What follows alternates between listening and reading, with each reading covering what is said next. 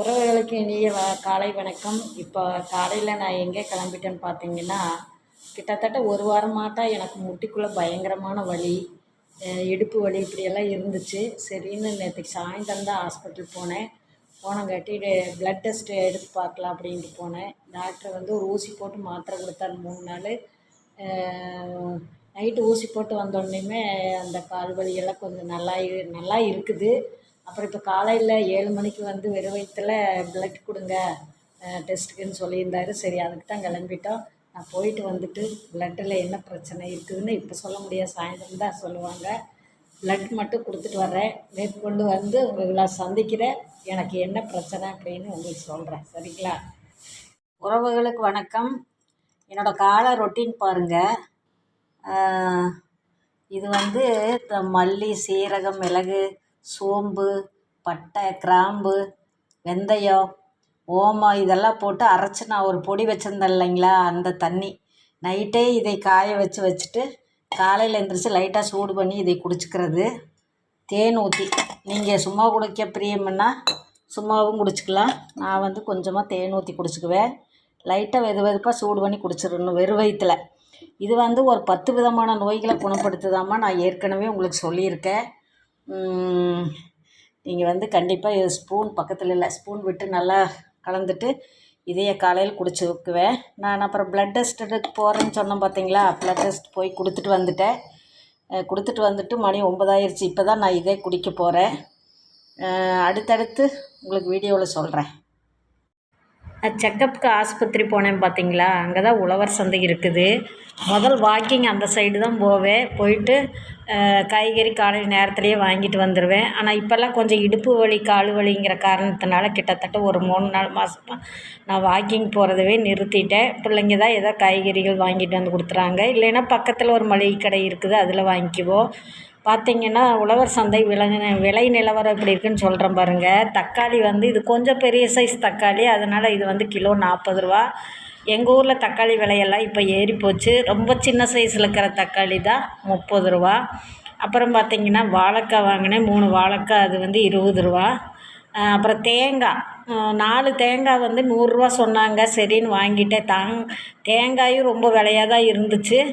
ஆனால் 4 காய் 100 ரூபான்னு சொன்னாங்காட்டி சரின்னு தேங்காய் வாங்கிட்டேன். இஞ்சி ஒரு 20 ரூபா, பெரிய வெங்காயம், அப்புறம் கொத்தமல்லி, கருவேப்பிலை, புதினா, அரைக்கீரை ஒரு கட்டு, இவ்வளோ பச்சை மிளகா ஒரு 1/4 கிலோ, அவ்வளோதான் உழவர் சந்தையில் வாங்கினேன்.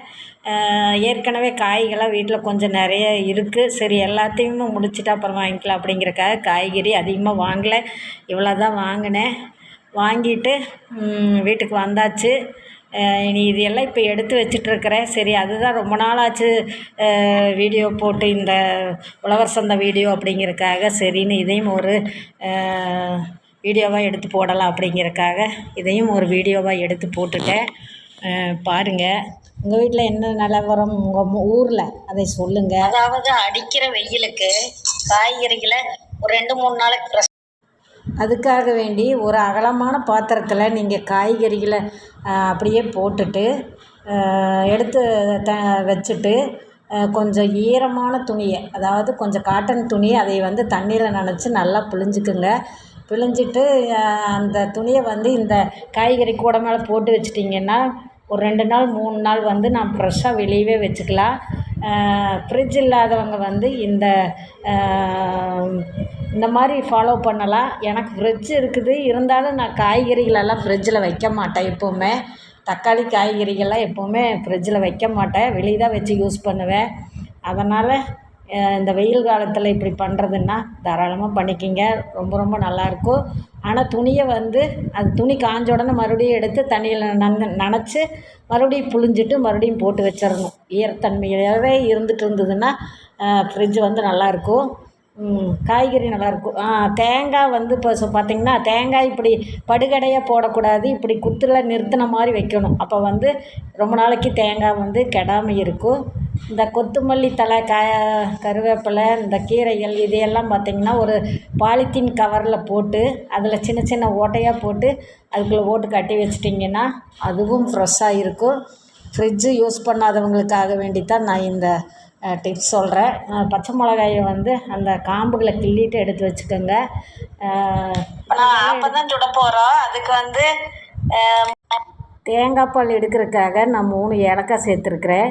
இப்போ தேவையான அளவு தேங்காயை போட்டு நம்ம ஃபஸ்ட்டு வந்து ரிவைஸில் விட்டு கொஞ்சம் அரைச்சிட்டு அப்புறமா கொஞ்சம் கொஞ்சமாக தண்ணி ஊற்றி 2 தடவை பால் எடுத்துக்கலாம்.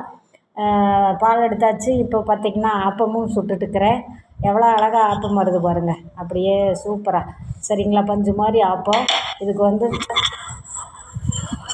இப்போ ஆப்பம் வந்து சூப்பராக சுட்டு எடுத்துட்டோம். நான் வந்து எனக்காக 2 மக்களே ஹெல்த்தியாக ஆப்பம் சுட்டாச்சு. டெய்லி ஆப்பத்தையே காட்டுறேன் அப்படின்னு நினைக்கிறேன். நாங்கள் எங்கள் வீட்டில் இருக்கிறத நான் காட்ட முடியும், அதனால் தப்பாக நினச்சிக்க வேண்டாம். இங்கே பார்த்திங்கன்னா தேங்காய் பால் எடுத்தாச்சு, அதாவது கரும்பு சர்க்கரை தான் போட்டு கலந்துருக்கிறேன். அப்புறம் ஒரு சட்னி இருக்குது. இந்த ஆப்பத்துக்கு சட்னி ஊற்றிக்கலாம், தேங்காய் பால் ஊற்றிக்கலாம். வாங்க அம்மா வீட்டுக்கு கண்டிப்பாக ஆப்பம் சாப்பிடலாம். அப்படியே ஊற போட்டு தேங்காய் பால் ஊற்றி ஊற வச்சு சாப்பிட்டா அல்டிமேட்டாக இருக்குது. முதல் வந்து எனக்கு தேங்காய் பால் பிடிக்காது, இப்போ வந்து தேங்காய் பால் ஃபேவரட் ஆயிடுச்சு. வாங்கோ சாப்பிடலாம். சரிங்களா?